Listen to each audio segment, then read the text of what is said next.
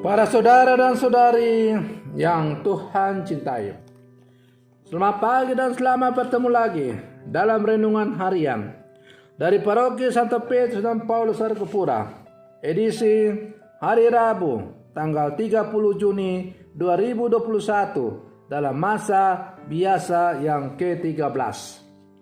Mengawali hari yang baru ini, kita hendak mendengar dan merenungkan sabda Tuhan. Marilah sebelum kita mendengar dan merenungkan sabda Tuhan, kita berdoa. Dalam nama Bapa dan Putra dan Roh Kudus. Amin. Allah Bapa Maha Pengasih, kami telah Kau himpun menjadi umat-Mu dalam diri Yesus Putra perjanjian. Perkenankanlah kiranya kami memandang Dia sebagai lambang kasih setiamu kepada kami manusia. Bersabdalah ya Tuhan, kami siap untuk mendengarkan. Semoga sabdamu yang hendak kami dengar dan kami renungkan untuk mengawali hari yang baru ini semakin menjiwai seluruh kehidupan kami. Terpujilah Engkau Bapa, Putra dan Roh Kudus, kini dan sepanjang segala masa. Amin. Para saudara dan saudari yang Tuhan cintai, sabda Tuhan yang hendak kita dengar dan kita renungkan untuk mengawali hari yang baru ini, hari Rabu 30 Juni 2021 dalam masa biasa yang ke-13, diambil dari Injil Matius pasal 8 ayat 28 sampai 34. Tuhan bersamamu. Inilah Injil Tuhan kita Yesus Kristus menurut Santo Matius. Pada suatu hari, Yesus menyeberang Danau Genesaret dan tiba di daerah orang Gabara. Maka datanglah dari pekuburan dua orang yang kerasukan setan menemui Dia. Mereka sangat berbahaya, sehingga tidak seorang pun yang berani melalui jalan itu. Dan mereka itu pun berteriak katanya, "Apa urusanmu dengan kami, hai anak Allah? Adakah engkau kemari untuk menyiksa kami sebelum waktunya?" Tidak jauh dari mereka itu, sejumlah besar babi sedang mencari makan. Maka setan-setan itu meminta kepadanya, katanya, "Jika engkau mengusir kami, suruhlah kami pindah ke dalam kawanan babi itu." Yesus berkata kepada mereka, "Pergilah."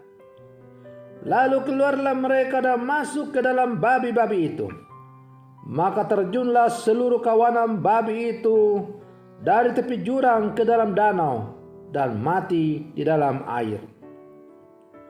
Maka larilah penjaga-penjaga babi itu, dan setibanya di kota, diceritakannya lah segala sesuatu juga tentang orang-orang yang kerasukan setan itu. Maka keluarlah seluruh kota mendapatkan Yesus, dan setelah mereka berjumpa dengan Dia, mereka pun mendesak supaya Ia meninggalkan daerah mereka. Demikianlah Injil Tuhan.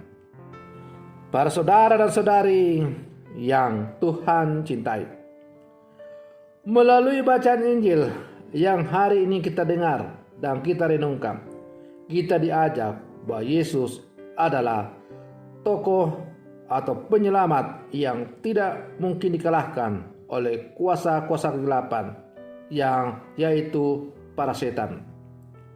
Namun seringkali umat beriman lupa akan hal ini. Tak jarang banyak umat beriman, orang Katolik, lebih percaya dan memuja setan demi keterjaminan hidup yang fana. Sampai-sampai ada umat yang rela melakukan pesugihan demi mencapai kekayaan, pangkat, jabatan, dan sebagainya. Tidak jarang untuk mencapai kesuksesan dalam hidup, banyak orang, termasuk orang-orang Katolik, mengunjungi tempat pemujaan yang masih dikunjungi orang. Dalam Injil hari ini, setan sungguh ketakutan karena kedatangan Yesus. Katanya, "Adakah engkau datang ke sini untuk menyiksa kami sebelum waktunya?" Apakah kedatangan Yesus dalam hidup kita juga bisa berbuah demikian? Ketakutan, di mana kita menempatkan Yesus dalam hidup kita? Jangan-jangan kita mengusir Yesus dari kehidupan kita demi mendapat kesenangan sementara yang menajiskan. Para saudara dan saudari yang Tuhan cintai, siapapun anak manusia yang pernah dilahirkan ke dunia ini tidak akan pernah dibiarkan celaka oleh Tuhan. Maka dalam bacaan Injil tadi kita juga mendengar bagaimana dua orang yang dikuasai oleh kegelapan, kuasa kegelapan, sehingga mereka menderita yang sangat luar biasa. Tetapi Yesus datang untuk membebaskan mereka. Berkat perjumpaannya dengan Yesus, maka dua orang itu akhirnya dibebaskan dari genggaman kuasa kegelapan. Para saudara dan saudari yang Tuhan cintai, sebagai orang-orang beriman yang hidup di zaman sekarang, mungkin kita juga terkadang, bahkan mungkin sering, kita masih digenggam oleh kuasa kegelapan. Kuasa kegelapan yang menggenggam kita itu nampak dalam keraguan-raguan kita akan Tuhan.